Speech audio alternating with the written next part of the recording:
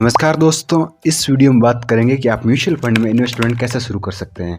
आपको यहाँ पर मैं पूरा समझाऊंगा कि म्यूचुअल फंड क्या होता है, कितने टाइप के होते हैं और आप इसमें अपना इन्वेस्टमेंट शुरू कैसे कर सकते हैं। उसका मैं आपको यहाँ पर पूरा लाइव डेमो दूंगा ताकि आप अपने मोबाइल से ही ऑनलाइन म्यूचुअल फंड में इन्वेस्टमेंट शुरू कर सकें।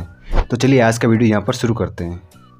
सबसे पहले हम यहाँ पर ये जान लेते हैं कि म्यूचुअल फंड क्या होता है। ये एक ऐसा फंड होता है जिसमें इन्वेस्टर अपने पैसे को एएमसी यानी एसेट्स मैनेजमेंट कंपनी के पास जमा करता है। बाद में उसी एएमसी कंपनी का जो फंड मैनेजर होता है हमारे इस पैसे को अलग अलग सिक्योरिटीज लाइक इक्विटी, डेब्ट, बॉन्ड या फिर अलग एसेट्स उनमें इन्वेस्टमेंट करता है। इस तरह से हमारे पोर्टफोलियो को डाइवर्सिफाई रखते हैं ताकि हमें यहाँ पर रिस्क कम से कम हो। मान लीजिए यदि एक सेक्टर आपके यहाँ पर लॉस में है तो दूसरा सेक्टर आपको यहाँ पर प्रॉफिट करवा सकता है या फिर आपके रिस्क को वहाँ पर कवर कर सकता है। जब हम म्यूचुअल फंड में पैसा इन्वेस्ट करते हैं तो हमें वहाँ पर कुछ यूनिट्स मिलती है। हमें कितनी यूनिट्स मिलेगी ये NAV के अकॉर्डिंग कैलकुलेट किया जाता है। आगे की वीडियो हम जानेंगे कि NAV कैसे कैलकुलेट होती है।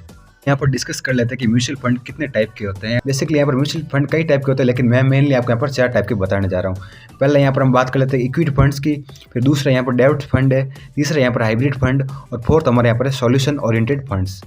पहले हम यहाँ पर बात कर लेते हैं कि इक्विटी फंड क्या होता है। बेसिकली इक्विटी फंड में हमारे पैसे को स्टॉक्स या शेयर में इन्वेस्टमेंट किया जाता है। इनमें रिस्क ज़्यादा होता है कंपेयर टू डेब्ट फंड, लेकिन यहाँ पर हम यदि लॉन्ग टर्म के लिए इसमें इन्वेस्टमेंट करते हैं तो हमें रिटर्न भी अच्छा खासा मिलता है। यदि आप एक तरह से अग्रेसिव इन्वेस्टर है तो ये फंड आपके लिए काफ़ी सूटेबल है।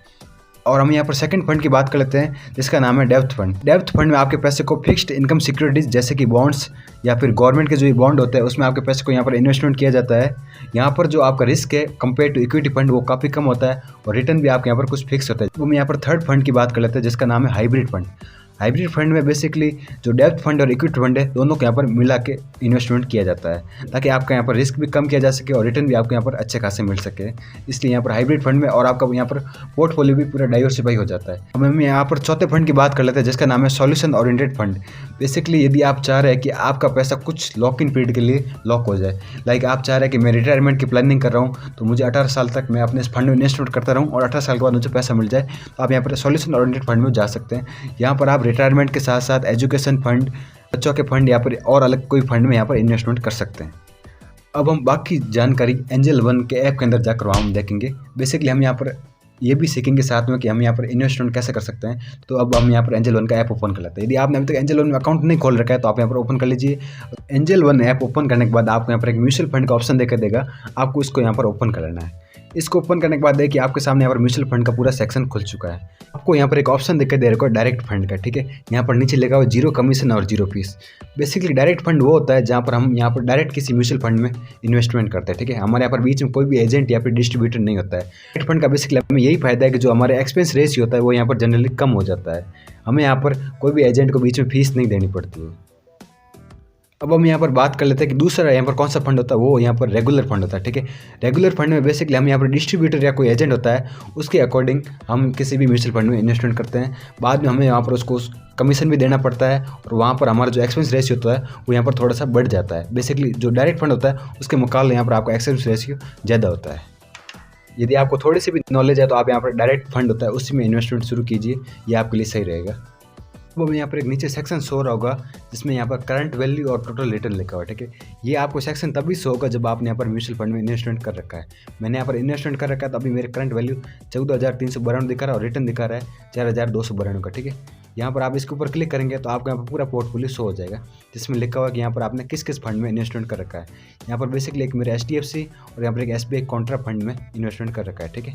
आप यहाँ पर ये सब देख सकते हैं। अब आपको यहाँ पर एक HDFC small cap fund growth direct plan show हो रहा होगा, ठीक है। ये बेसिकली इस फंड के नाम में आपको पता चल जाता है कि ये फंड किस टाइप का है, कैसा है, ठीक है। ये हम यहाँ पर समझने की कोशिश करते हैं। सबसे पहले आपको यहाँ पर देखिए एक HDFC नाम लिखा है। बेसिकली जो इसकी AMC कंपनी है, एसेट्स मैनेजमेंट कंपनी है, वो यहाँ पर HDFC, ठीक है। अब यहाँ पर एक सेकंड ऑप्शन लिखा हुआ है स्मॉल कैप।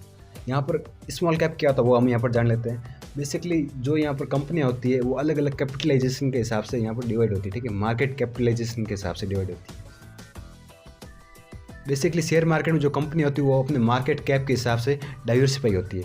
लाइक जिनका यहाँ पर मार्केट वैल्यू कम होती है उनको यहाँ पर हम स्मॉल कैप में रखते हैं, जिनकी मार्केट वैल्यू मीडियम साइज़ की होती है उनको हम यहाँ पर मीडियम, और जिनकी यहाँ पर लार्ज होती है उनको हम यहाँ पर लार्ज में रखते हैं। ठीक है, तो बेसिकली यहाँ पर स्मॉल कैप का मतलब होता है कि जो छोटी कंपनियाँ हैं उसमें आपके यहाँ पर पैसे को इन्वेस्टमेंट किया जा रहा है। छोटी कंपनी में यही खासियत है कि उनका ग्रोथ पोटेंशियल काफ़ी अच्छा होता है, वो आगे फ्यूचर में ग्रो कर सकते हैं, और यहाँ पर रिस्क भी बहुत ज़्यादा होता है। मीडियम में रिस्क कम होता है और लार्ज में भी रिस्क उससे कम होता है। ठीक है, तो आपको ये 3 चीज़ें यहाँ पर ध्यान रखनी होती है। उसके बाद आपको यहाँ पर एक आगे ग्रोथ लिखा हुआ दिखाई दे रहा है। बेसिकली ये क्या होता है ये हम यहाँ पर जान लेते हैं। ग्रोथ प्लान का मतलब यहाँ पर ये होता है कि मान लीजिए आपने किसी म्यूचुअल फंड में 100 रुपये इन्वेस्ट किए, ठीक है, वो बाद में बढ़कर 110 रुपये हो गए, तो जो आपका म्यूचुअल फंड होता है 10 रुपये उनको वापस वहाँ पर री इन्वेस्टमेंट कर देता है। ठीक है, तो यहाँ पर जो आपका कंपाउंडिंग का पावर है वो यहाँ पर और बढ़ जाता है।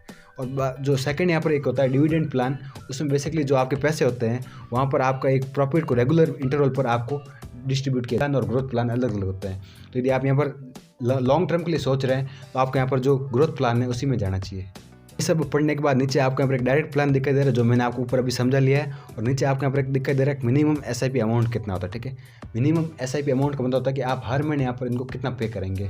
SIP यानी सिस्टमेटिक इन्वेस्टमेंट प्लान। ठीक है, हर महीने आपको यहाँ पर कितना पे करना तो वो यहाँ पर लिखा होता है, तो यहाँ पर लिखा 100 रुपये आपको पे करना। ठीक है, और यहाँ पर 3 साल का रिटर्न दिखा रहा है, 34.20% यहाँ पर इसने दिया है।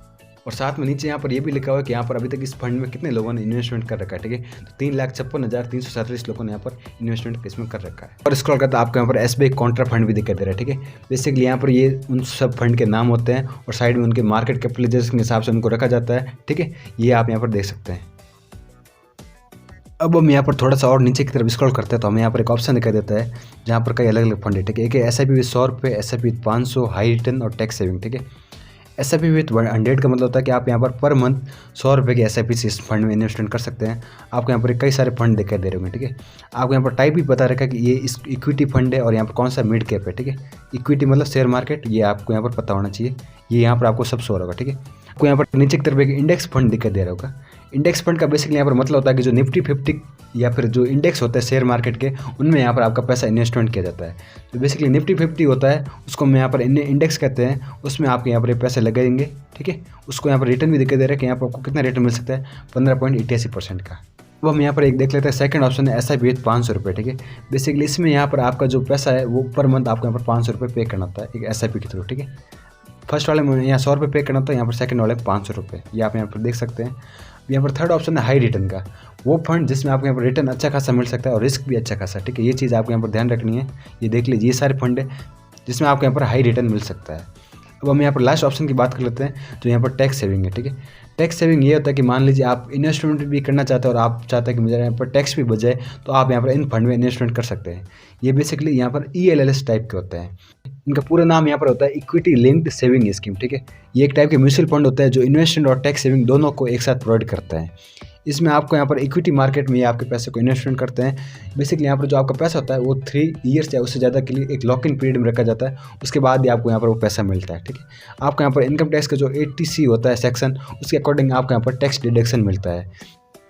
अब हम यहाँ पर थोड़ा सा और स्क्रॉल करते थे, हमें यहाँ पर एक ऑप्शन दिखाई दे रहा है न्यू फंड ऑफरिंग। ठीक है, बेसिकली म्यूचुअल फंड में और नए न्यू फंड आते रहते हैं, वो आपको यहाँ पर शो हो जाएंगे। ठीक है, बेसिकली अभी न्यू फंड जो लॉन्च होने वाले हैं उनके आपके यहाँ पर दिखाई दे रहा होगा। ये बेसिकली ये सारे न्यू फंड है, वो अब कब क्लोज हो रहे हैं आपको यहाँ पर शो हो जाएगा। ठीक है, ये डेट है जब ये क्लोज होंगे, आप इसके ऊपर जाकर और जानकारी देख सकते हैं। यहाँ पर ये NFO बेसिकली इसका मतलब होता है कि जो न्यू फंड आने वाले। ठीक है, ये यहाँ पर है, और यहाँ पर ये भी लिखा हो कि आप मिनिमम इसमें SIP कितनी कर सकते हैं, आपको अभी यहाँ पर एक NAV की वैल्यू कितनी मिलेगी वो सब। ठीक है, यहाँ पर ये आप देख सकते हैं। उसके नीचे यहाँ पर है कंपेयर म्यूचुअल फंड। आप यदि चाहते हैं कि मैं यहाँ पर 1 या 2 म्यूचुअल फंड को एक साथ कंपेयर करके मेरे लिए कौन सा बेस्ट है, तो वो आप यहाँ पर कर सकते हैं।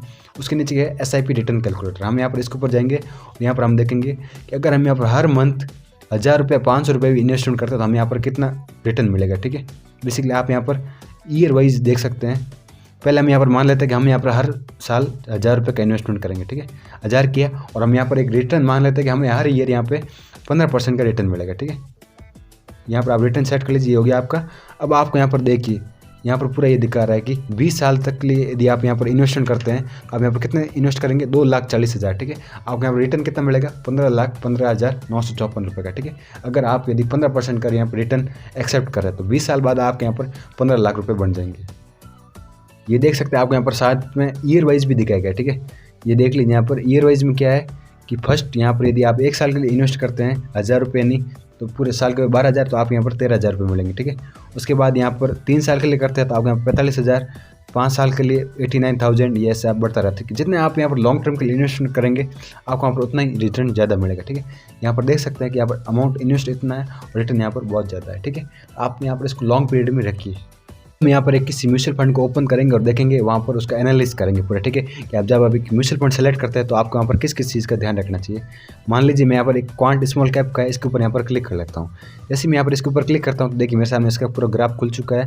यहाँ पर दिखा रहा है कि 3 साल में इसने अभी तक 47.93% का रिटर्न दिया है, और नीचे यहाँ पर टर्म भी आ रहा है कि आप यहाँ पर वो चेंज भी कर सकते हैं। जैसे मुझे यहाँ पर 1 मंथ का रिटर्न देखना है तो इसने यहाँ पर अभी 8.12% दिया है। ठीक है, यहाँ पर एक देख सकते हैं। साइड में आपको जो प्राइस दिख रही है बेसिकली नेव, जो भी हमने पहले बात की थी, नेव क्या होती है, बेसिकली यहाँ पर नेट एसेट्स वैल्यू होती है। ठीक है, ये आप देख सकते हैं, पहले यहाँ पर 234 रुपये थी, वो अभी यहाँ पर 268 रुपये हो चुकी है। यहाँ पर आप जब ऑल टाइम पे जाएंगे तो आपको यहाँ पर शो होगी अच्छे से, ये देख लीजिए। यहाँ पर 2014 में जब ये म्यूचुअल फंड बना था उस टाइम इसकी वैल्यू 29 रुपये थी, जो अभी 2024 में यहाँ पर 268, यानी लगभग कितने गुना, 10 या 9 गुना यहाँ पर इसकी प्राइस हो चुकी है। ठीक है, यहाँ पर अभी तक इसने 19.99% का रिटर्न दे दिया है। यहाँ पे आप देख लीजिए 23 फरवरी जो लास्ट डेट है उसको इसकी नई वैल्यू 261 रुपये थी, और यहाँ पर नीचे लिखा हो कि आप मिनिमम इसमें अमाउंट कितना इन्वेस्ट कर सकते हो, यहाँ पर 1000 रुपये शो हो रहा है। ठीक है, आप जब यहाँ पर स्क्रॉल करेंगे तो आप यहाँ पर टोटल वैल्यू देख सकते हैं कि अगर यहाँ पर आप हर मंथ 1000 रुपये इन्वेस्टमेंट करते हैं 3 साल के अकॉर्डिंग तो आपको यहाँ पर 80,000 का रिटर्न मिलता है। ठीक है, ये आप यहाँ पर इस तरह से देख सकते हैं। जब आप यहाँ पर और स्क्रॉल करते हो नीचे की तरफ जाएंगे तो आपको यहाँ पर पूरा बेसिक इन्फॉर्मेशन दिखेगी कि फंड कितने साल पुराना है, 11 साल पुराना है, फंड की साइज़ कितने करोड़ की है वो आप यहाँ पर देख सकते हैं। लॉक इन पीरियड ये है या नहीं, तो यहाँ पर नील आ रहा है, मतलब ये लॉक इन पीरियड नहीं है। ठीक है, उसके बाद एक्सपेंस रेशियो यहाँ पर 0.77% है।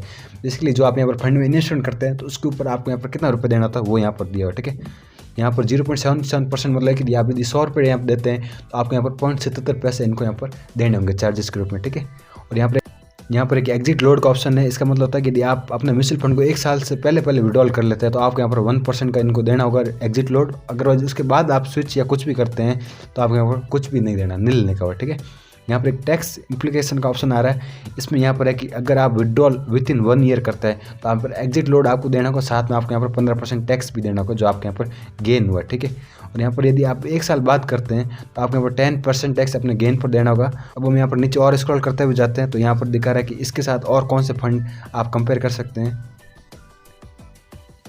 हमें यहाँ पर इसके जो फंड मैनेजर है उनका भी नाम दिखाई दे रहा है, संजीव शर्मा है, जो यहाँ पर फेब 2018 से इसको चला रहे हैं। ठीक है, जब आप यहाँ पर नीचे जाएंगे तो यहाँ पर आपको शो होगा कि इसका रिस्क कितना है। तो यहाँ पर अभी लिखा हुआ है कि इसमें अभी इन्वेस्टमेंट करना वेरी हाई रिस्क की है। ठीक है, यहाँ पर एंजल वन ने इसको यहाँ पर 4 स्टार दिया, बाकी जो मॉर्निंग स्टार, वैल्यू रिसर्च है उन सब ने यहाँ पर अपनी रेटिंग दे रखी है।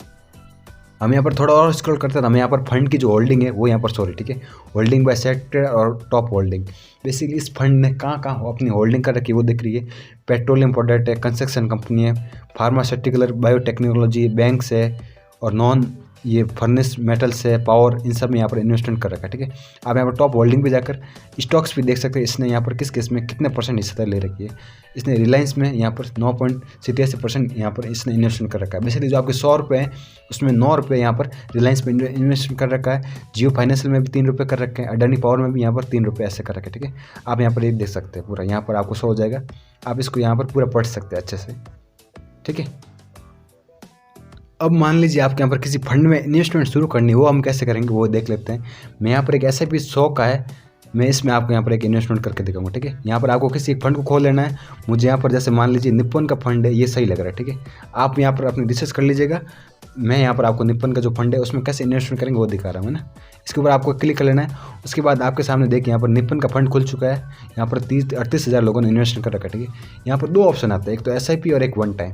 SIP का मतलब है सिस्टमेटिक इन्वेस्टमेंट, मतलब आप यहाँ पर हर महीने कुछ एक अमाउंट पे करेंगे जो आप यहाँ पर सेलेक्ट भी कर सके, कितना करना है आपके ऊपर डिपेंड करता है। ठीक है, और वन टाइम का मतलब है आप एक साथ ही पेमेंट डाल दीजिए, लंप सम अमाउंट, मतलब आप यहाँ पर एक साथ ही पूरा अमाउंट डाल सकते हैं कि मुझे यहाँ पर एक साथ ही पे करना है, उसके बाद मैं यहाँ पर हर मंथ कुछ भी पे नहीं करूँगा, वो आप यहाँ पर सेलेक्ट करके डाल सकते हैं। तो हम यहाँ पर मंथ चाहेंगे कि हमारा अकाउंट 100 रुपये कटे तो हम यहाँ पर सेट कर लें। ठीक है, आपको यहाँ पर एंटर अमाउंट 100 रुपये डाल देना है। अगर आप चाहते हैं कि मैं यहाँ पर ज़्यादा ऐसा भी करना चाहता हूँ, जैसे 200 रुपये की, 300 की, 400 की, 1000 की, 2000 की, वो भी आप यहाँ पर डाल सकते हैं। उसके बाद एक नीचे ऑप्शन है मंथली डेट, कि हर महीने आपके SIP किस डेट को कटे तो आपको यहाँ पर डाल देनी है। जैसे मैं चाहता हूँ मेरे यहाँ पर 3 तारीख को कटे, वो मैंने यहाँ पर सिलेक्ट कर ली। उसके बाद ये कह रहा है कि 3 साल में आपको यहाँ पर कितना एक्सपेक्टेड रिटर्न मिलेगा वो यहाँ पर लिखा हुआ है, ठीक है, 5,875। इस फंड के अकॉर्डिंग यहाँ पर ये 100 है, ठीक है। ये कभी अप भी हो सकता है, कभी डाउन भी हो सकता है, इसका हम कोई भी गारंटी फिक्स नहीं लेते। तो आपको यहाँ पर नीचे जो स्टार्ट SIP है और यहाँ पर जो आपका साइड में बैंक आएगा वो आपको 100 होगा, ठीक है। आपने जो एंजल वन में बैंक अकाउंट ऐड कर रखा है वो आपको यहाँ पर साइड में 100 हो जाएगा। और यहाँ पर स्टार्ट SIP है, इसके ऊपर आपको क्लिक कर देना है। आपको यहाँ पर एक कुछ ऑप्शन दिखाई दे रहा है, इन दोनों को पढ़ लेना है। उसके बाद नीचे जो कन्फर्म एंड SIP अमाउंट है यहाँ पर क्लिक कर लेना, ठीक है। इसके बाद आप जैसे क्लिक करते हैं तो यहाँ पर आपका ऑर्डर क्रिएट कर रहा है और जो आपका गूगल पे है वहाँ पर आपको ऑर्डर शो हो जाएगा, ठीक है। ऑर्डर प्लेस सक्सेसफुली हो चुका है, ठीक है। आपके यहाँ पर जो SIP का ऑर्डर है यहाँ पर सक्सेसफुली लग चुका है, ठीक है। यहाँ पर आपको पूरा शो होगा कि जो हमें यहाँ पर पेमेंट है वो लग चुका है निप्पॉन फंड में, ऑर्डर प्लेस सक्सेसफुली, पेमेंट आपके यहाँ पर 27 फरवरी को कट जाएगा, ठीक है। उसके बाद जो आपका ऑर्डर है वो सक्सेसफुली एग्जीक्यूट हो जाएगा 28 को, और जो आपका पोर्टफोलियो वो यहाँ पर अपडेट 29 को हो जाएगा, ठीक है। ये आपके यहाँ पर 2 या 3 दिन लगेगा, उसके बाद आपके यहाँ पर पोर्टफोलियो हो जाएगा। अब यहाँ पर अपने ऑर्डर में जाकर देख सकते हैं कि आपके यहाँ पर प्रोग्रेस में कितने हैं। ये देखिए यहाँ पर अभी जो अपना निप्पॉन है वो यहाँ पर प्रोग्रेस में चल रहा है, ठीक है। यहाँ पर हमने यहाँ पर 100 रुपये का SIP लगा रखा है, ठीक है। ऑर्डर टाइप SIP है और जो इसकी नैव डेट है वो आपको यहाँ पर 27 है, मतलब इस दिन जो नैव की वैल्यू होगी उसके अकॉर्डिंग आपको यहाँ पर जो ऑर्डर है वो मिल जाएगा। मैंने इस वीडियो में आपको यहाँ पर पूरा अच्छे से समझाने की कोशिश की कि म्यूचुअल फंड क्या होता है, ये कितने टाइप का होता है और आप यहाँ पर एंजल वन के ऐप से इसमें इन्वेस्टमेंट कैसे शुरू कर सकते हैं। इसके अलावा इसमें और भी कई टॉपिक्स होते हैं जिसको मैं आगे नेक्स्ट आने वाली वीडियो में कवर करूँगा। आशा करता हूँ कि आपको हमारी ये वीडियो पसंद आएगा। यदि पसंद आया तो हमारे चैनल को सब्सक्राइब करना ना भूलें। धन्यवाद जी।